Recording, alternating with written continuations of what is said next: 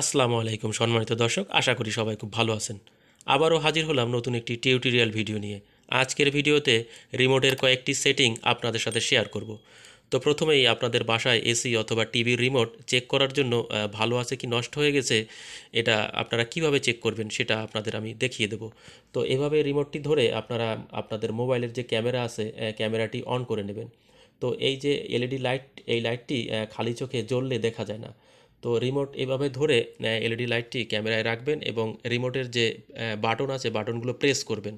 তো রিমোটটি যদি এভাবে জ্বলে বা রিমোটের যে এলইডি সেন্সর লাইটটি আছে জ্বলে এভাবে, তাহলে রিমোটটি অবশ্যই ভালো আছে। তো যে কোনো রিমোটই আপনারা এভাবে চেক করতে পারেন রিমোটটি নষ্ট হয়ে গেছে কি ভালো আছে, এটা আসলে মোবাইলের ক্যামেরা বা যে কোনো ক্যামেরা দিয়ে দেখা যায়, খালি চোখে এই লাইটটি দেখা যায় না। তো শুধুমাত্র সেন্সরের জন্যই এ ধরনের লাইট ব্যবহার করা হয়, যে অল্প রেঞ্জে খুব কম আলো দেয়, এজন্য খালি চোখে মূলত দেখা যায় না। তো এরপর দেখাবো আমি রিমোটের কিছু সেটিংস। আপনারা সকলেই এসি অন অফ করতে পারেন এবং সুইং বা টেম্পারেচার কমাতে বাড়াতে পারেন, মুড চেঞ্জ করতে পারেন। তো তারপরও কয়েকটি সেটিংস আপনাদের দেখিয়ে দেব। অনেকেই জানেন, অনেকেই জানেন না। যারা জানেন তো ভালো, এবং যারা জানেন না তারাও জেনে নেবেন। তো এখানে দেখেন রিসেট বা ফ্যাক্টরি সেটিং লেখা আছে, এখানে রিসেট লেখা আছে। এটা কোনো প্রেস করার জন্য সুইচ না, এখানে একটি ছিদ্র দেওয়া আছে। এখানে চিকন কোনো বস্তু দিয়ে বা কলমের নিব দিয়ে যদি প্রেস করা হয় তাহলে রিসেট হয়ে যায় বা ফ্যাক্টরি সেটিং হয়ে যায় প্রথম থেকেই। তো এটা এরকম একটি সেটিংস আছে, অনেকেই হয়তো জানতো না। তো রিসেট করার জন্য মূলত এটা ব্যবহার করা হয়, এবং এর যে মোডগুলো আছে মুডগুলো চেঞ্জ করা যায়, সেটা আমি পরে আসলে দেখাচ্ছি। তো এখানে একটি রিমোট আছে দেখেন, এই রিমোটটি অন্য একটি মডেলের। তো এখানেও দুটি ওরকম পুশ করার জন্য বাটন আছে, এটা আছে লক এবং এই সাইডে আছে রিসেট। তো এখানে যা আছে টেম্পারেচার 17, তো আমরা যদি এটা চেপে দিই রিসেট, এবং এটা রিসেট হয়ে যাবে। দেখেন প্রথমের থেকেই শুরু হয়ে গেল, রিসেট হয়ে গেল।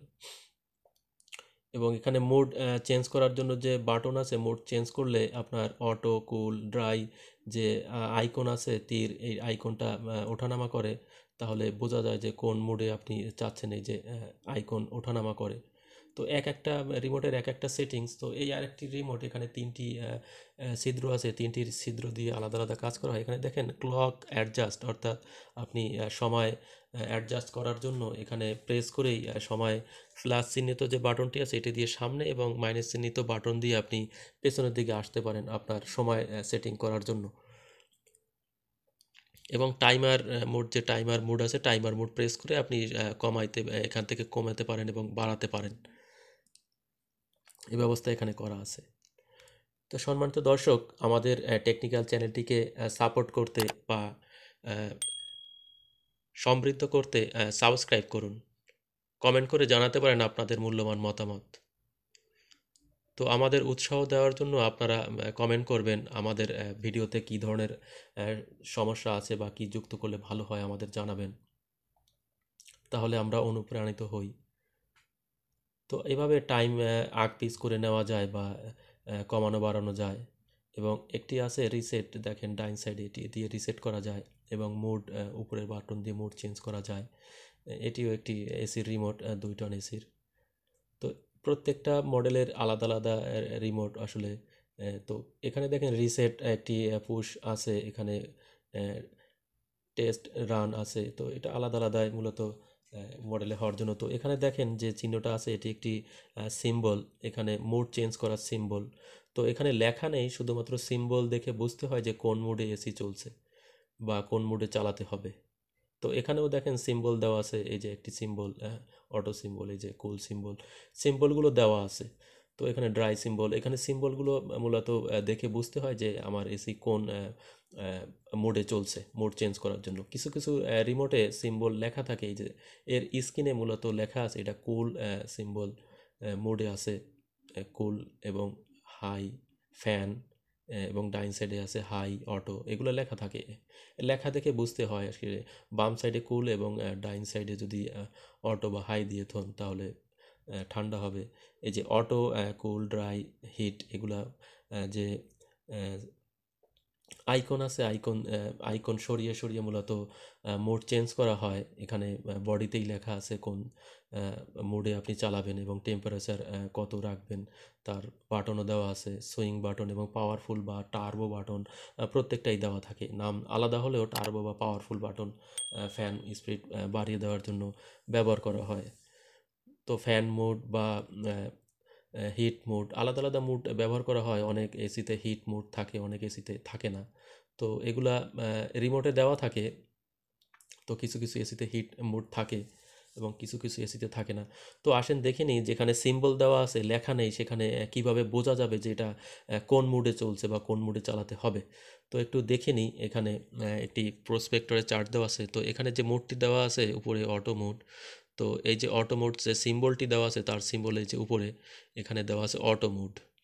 এই যে এই সিম্বলটি হচ্ছে অটো মোডে দেওয়া আছে, অটো মোড। তো অটো মোড প্রয়োজন হলে এই সিম্বলটি চেপে এই সিম্বলটি চেপে মোডটি চেঞ্জ করলেই অটো মোড হয়ে যাবে। তো এরপরে দেওয়া আছে কুল মোড। এই যে কুলিং করার জন্য কুল মোড দেওয়া আছে, এটা কদম ফুলের মতো অনেকটা গোল, এই যে কুল মোড।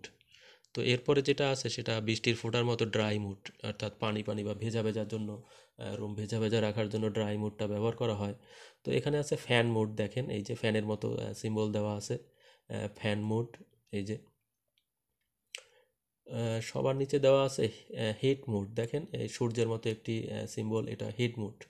তো এখানে দেখেই মূলত বোঝা যায় যে আমি কোন মুডে এখন চালাতে হবে। তো সিজন চলে গেলে অনেক সময় হিট মুড বা গরম করার প্রয়োজন হয়।